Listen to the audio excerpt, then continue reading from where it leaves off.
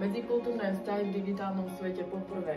Globalizácia a prístup k informáciám internet umožňuje rýchlu výmenu informácií medzi rôznymi kultúrami. Po druhé, jazykové bariéry, prekladateľské nástroje pomáhajú, ale nedokážu vždy zachytiť kultúrne náusy. Po tretie, kultúrne rozdiely. Digitálna komunikácia môže viesť k nedorozumeniam medzi odlišnými kultúrami. Po štvrté, digitálna identita. Ľudia budujú svoje digitálne identity, ktoré môžu ovplyvniť kultúrne hodnoty. Ahojte, voláme sa Aťka a Timo a pochádzame zo Slovenska. Ahojte, voláme sa Emma a Gabča a sme z Česka. Hi, I'm Annie and I'm from England. Na Slovensku máme hlavné mesto Bratislava. Our capital city is London. Hlavné mesto Česka je Praha. In England there is 56 million people. Počet obyvateľov v Česku je 10 miliónov ľudí. Slovensko je obyvané s 5,5 ľuďmi. Naše tradičné jedlo je svíčková. Aké je vaše? Our traditional food is fish and chips. Naše tradičné jedlo sú brinzové halušky.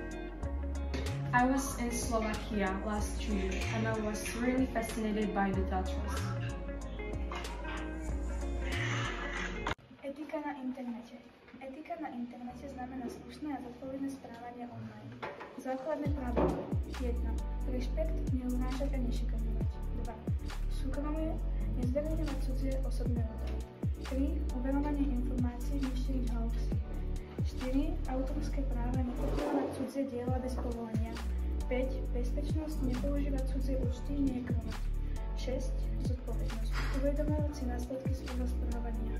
Etika na internete. Ako môžete vidieť na tomto videu, chalan reaguje babe na storku.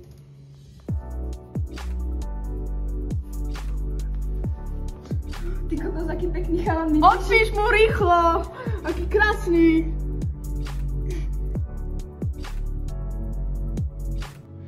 Ako môžete vidieť na videu, chalan rozvíja konverzáciu medzi dievčaťami.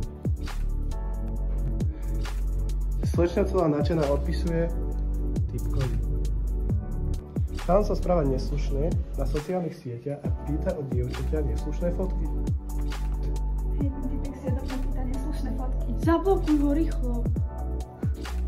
Chalan sa stále pokúša volať dievčaťu a pýtať si neslušné fotky. Hej, ten typek mi fakt volá a chce po mne tie fotky. Ten čo si o sebe myslí? Prečo si ho nezablokovala? Debil. Ďakujem, tak ja idem domov. Dobre. Ahoj, pa. Dievča sa nakoniec rozhodlo poslať chlapcovi neslušné fotky. Chlapec konečne dostal fotky, po ktorých túžil, začal ich zneužívať a vyhrážať sa jej. Chlapec sa začal vyhrážať, že ak nepošle fotku, tak rozpošle to ďalším ľuďom na sociálne siete. Napadnutá žena je veľmi smutná a bojí sa, že chlapec rozpošle neslušné fotky po sociálnych sieťach. Takže toto byl příklad, jak se nechovat na sociálních sítích a tento druh byl kyberšikana. Canva. Canva je online nástroj na tvorbu grafiky a dizajnov, čo umožňuje vytvárať prezentácie, plagáty, letáky, príspevky na sociálne siete, pozvánky a podobne.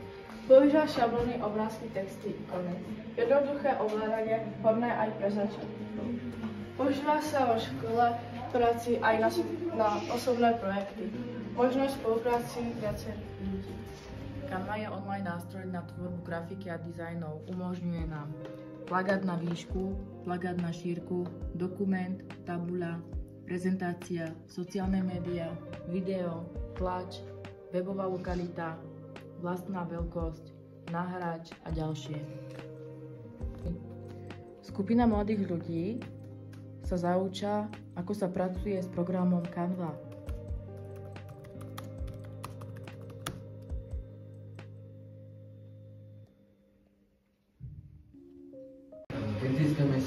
Kritické myslenie je schopnosť rozmýšľať logicky, objektívne a overovať si informácie.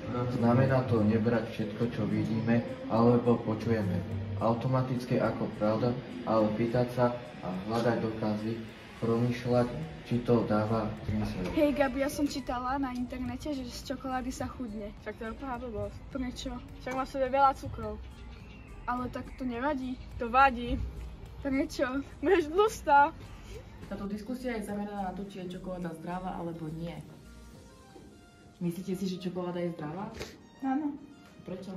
Bolo to napísané na internete. A čo presne tam bolo napísané? Že sa z toho chudne. A chudneš naozaj? Neviem. A teda podľa tebe je čokoláda nezdravá. Jo. A proč si to myslíš? Pretože má v sebe hodně cukru. Dobře, a máš něco otestovaného? Že zkoušela si čokoládu? Jo. A nějaké účinky? Přibírá se z toho, horší se pleť. To je velmi nezdravé. Dobře. Virtuálna prehliadka. Virtuálna prehliadka je digitálna prehliadka miesta, napríklad múzea, školy, bytu alebo mesta, ktorú si môžeš pozrieť cez internet bez toho, aby si tam musel byť fyzicky. Väčšinou obsahuje 360 obrázků, videí alebo interaktívne prvky, takže si môžeš prejsť priestorový, ako by si tam bol. Používa sa napríklad pri predaji nehnuteľnosti, v múzeách a galeriách, na školských stránkach, cestovnom ruchu. Na videu môžete vidieť chlapca, ktorý má na hlave virtuálne okuliare. Tieto okuliare slúžia na hry, cez ktoré môžete vidieť realitu. Pričom cez tieto okuliare nevidíte nič okolo seba, len hru, na ktorú ste napojení.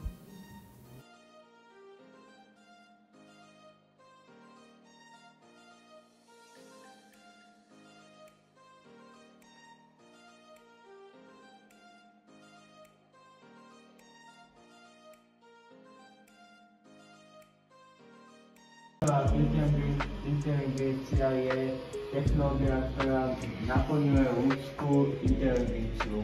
Delí sa na úzku špecializovanú a všeobecnú teoreticky schopnú myslieť ako človek. Používa sa napríklad v chatbotoch, rozpoznávaní reči či medicíne. Umělá inteligence nám pomáhá rozvoji v osobnosti. Můžete tam dělat básničky, můžete se poradit i se studiem, jak co a jak udělat. Mladá žena se teď ptá, co to je rampouch. A jak vidíte, tak ChatGPT nám stručně a jasně vysvětlil, co to rampouch je. PowerPoint. PowerPoint je program Microsoftu, ktorý slúži na tvorbu prezentácií. Používa sa v škole, práci alebo rôznych podujatiach na vizuálne predstavenie informácií. Základné vlastnosti. Vytváranie snímkov, slajdov, pridávanie textu, obrázkov, videí, grafov, používanie efektov, prechody, animácie. Možnosť prezentovať obsah na projektore alebo online. Je jednoduchý na používanie a pomáha spraviť prezentáciu zaujímavejšou. Na videu môžeme vidieť chlapca, ktorý sa zauča, ako funguje program PowerPoint. Program PowerPoint slúži na vytváranie prezentácií. Nechcem to mať tak, že každý nadpis, ktorý tu máte, bude tento tému. Samozrejme, sen klikne jeden. Sen klikne jeden. Bolo by správne, každá prezentácia by mala mať nadpis. Ďakujeme za pozornosť. Nunca quise llorar, es lo malo.